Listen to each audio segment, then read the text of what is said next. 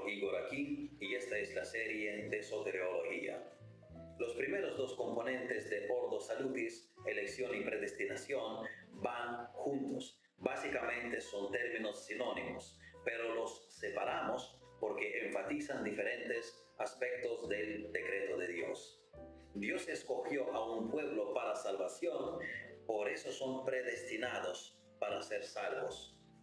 Pero cuando hablamos de la elección y predestinación del pueblo de Dios, está también la otra parte, la reprobación, que es la predestinación de algunos para perdición. Así que hablamos de doble predestinación, o sea, predestinación de algunos para la vida y la predestinación de otros para condenación o reprobación. Si la predestinación de los escogidos para la vida eterna incomoda a muchos, la reprobación molesta aún más. Pero sea cual sea la reacción a estos términos, no puedes ignorar pasajes bíblicos que hablan de la predestinación para la destrucción. Otra cosa es la explicación que des a estos textos, pero esos textos están ahí. Yo estoy convencido de que Dios predestina a los no escogidos para la perdición de forma negativa. En unos momentos explicaré lo que quiero decir, pero miren estos pasajes. La epístola de Judas, versículo 4, leemos aquí: porque algunos hombres han entrado encubiertamente, los que desde antes habían sido destinados para esta condenación. Hombres impíos que convierten en libertinaje la gracia de nuestro Dios y niegan a Dios el único soberano y a nuestro Señor Jesucristo. Nuevamente, puedes dar una u otra explicación que, como dice Matthew Poole, esto puede entenderse en el sentido de reprobados por Dios según su preordenación para que lo fuesen, o en el sentido de la condenación que Él decretó que seguiría a su maldad, la maldad de ellos. Pero el concepto de la doble predestinación está presente en la Escritura, sea en términos del decreto de escoger a unos para vida y colocar a otros en el lado opuesto, o entendiendo como preordenación del fin, prefijación del destino de aquellos que en su libre albedrío, cuando hablamos de la reprobación, rechazan o distorsionan el Evangelio. Pero la idea de la doble predestinación está allí. Miren Romanos capítulo 9, versículo 22. Escuchad lo que dice el apóstol Pablo. Y que si Dios, queriendo mostrar su ira y hacer notorio su poder, soportó con mucha paciencia los vasos de ira preparados para destrucción. También Judas Iscariote, el que traicionó al Señor, se llama hijo de perdición en Juan 17. Y Pedro dice en su primera epístola, capítulo 2, versículo 8, en su segunda parte, dice: porque tropiezan en la palabra, siendo desobedientes, a lo cual fueron también destinados. ¿Destinados a desobedecer? Cuando lees estos pasajes, debes dar gracias a Dios sin parar. Podrías ser uno de aquellos que niegan el Evangelio. Hablando con el lenguaje de los peregrinos de Bunyan, esto nos debe excitar a dar gracias a Dios, vivir siempre en temor delante de Él y no olvidar nunca de la misericordia tan grande que nos ha sido dispensada.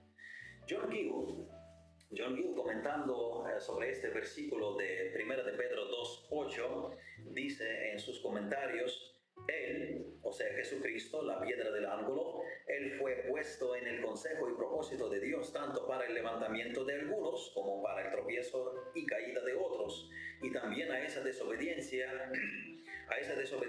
e infidelidad que fue la causa de su tropiezo.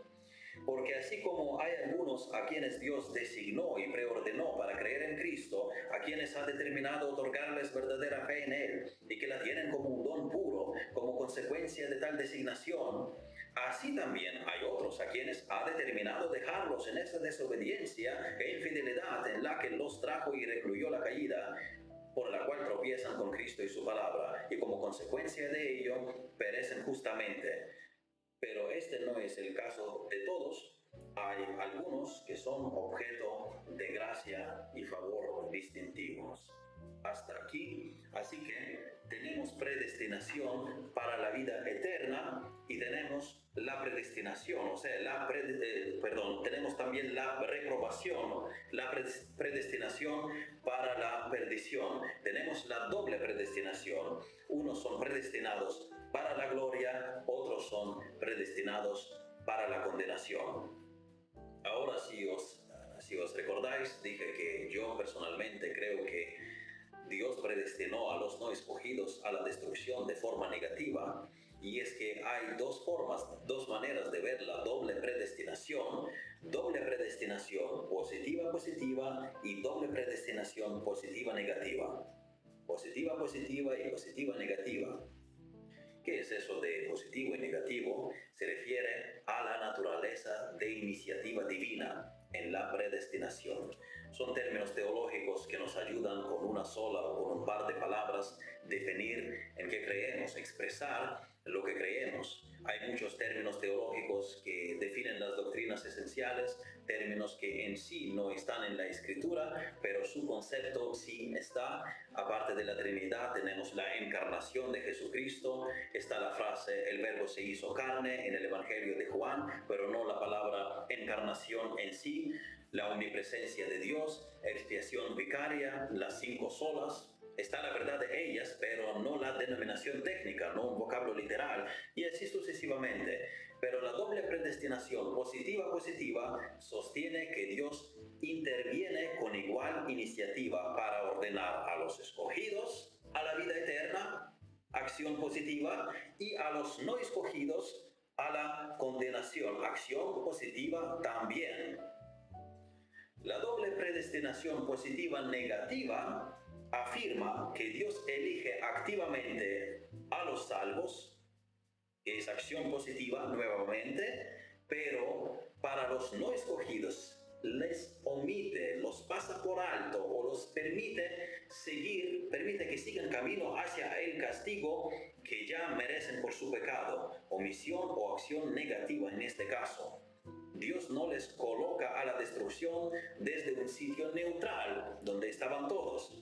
Ellos están en esta dirección y a partir de ahí Dios los predestinó a quedarse en la destrucción. Dios decretó dejarles seguir a este destino y en este sentido son predestinados para la destrucción negativamente, con la acción negativa de Dios. La doble predestinación positiva entiende a Dios mirando entre la humanidad en posición neutral y destina a unos al cielo y a otros al infierno. Por eso se llama positiva. Dios positivamente escoge para la vida y positivamente, activamente, iniciativamente predestina a otros a la muerte. La doble predestinación positiva-negativa entiende a Dios mirando entre la simple humanidad caída, que es pecaminosa, y Dios destina a unos para el cielo y destina a otros al infierno porque ya están de este lado, están de camino allá, dado que a causa del pecado original transmitido por Adán, todo ser humano está por naturaleza sujeto a la ira divina y por ende es merecedor de la pena eterna. O sea, Dios escoge a unos positivamente y omite a otros, los predestina para la destrucción negativamente, pasando por alto. Esta era la postura de Lutero, que Dios no tiene que forzar a ningún ser humano para que éste escoja el camino del pecado y de la muerte. Basta con que Dios retire su mano y el hombre cae por sí solo. El hombre siempre tiende a ir abajo. Las posturas de doble predestinación positiva, la del igual énfasis en la elección y la reprobación, y doble predestinación positiva negativa, énfasis en la elección, surgen de la perspectiva teológica sobre el orden lógico de los decretos de Dios. ¿Qué va primero? La pregunta es, ¿Dios planeó la predestinación antes de la caída? Supralapsarianismo, hay un término para esto, o la planeó como una respuesta a la humanidad ya caída. Para eso hay término infralapsarianismo. Esta perspectiva define si Dios tiene la misma participación activa en la salvación y en la condenación. Supralapsarianismo lapsarianistas enseñan que Dios decretó la redención antes de la caída. La palabra latina lapsus significa caída, significa desliz. Supralapsarianismo significa antes de la caída. El infralapsarianismo enseña que Dios decretó la salvación después de la caída. Según el supralapsarianismo, la elección para la salvación viene lógicamente antes de la caída, antes del decreto de crear el mundo y permite la caída. Dios decreta de salvar a los escogidos y entonces decreta crear al mundo, al ser humano y la caída. El infralapsarianismo insiste en que el decreto divino de salvarnos viene por lógica después del decreto de creación y de la caída. Dios decretó crear el mundo, decretó que todos los hombres fuesen caídos, después decretó salvar en Jesucristo a algunos de los caídos, luego decretó redimir a los elegidos en la cruz y luego decretó aplicar la redención a los escogidos. Esta discusión tiene que ver con el orden lógico de los decretos y no con el orden cronológico, ya que la deidad no está sujeta al tiempo ni a los acontecimientos. Pero la cuestión es la secuencia lógica que en el consejo divino precede a las demás. Personalmente me adhiero al infralapsarianismo, el cual postula que el decreto de salvación de Dios sigue lógicamente el decreto de la caída, y esta postura se armoniza mejor con la visión de la predestinación positiva negativa, doble predestinación positiva negativa. Además, esta es la postura mayoritaria dentro del pensamiento reformado y de paso se ha dicho, se percibe como la menos severa de las dos, la más moderada.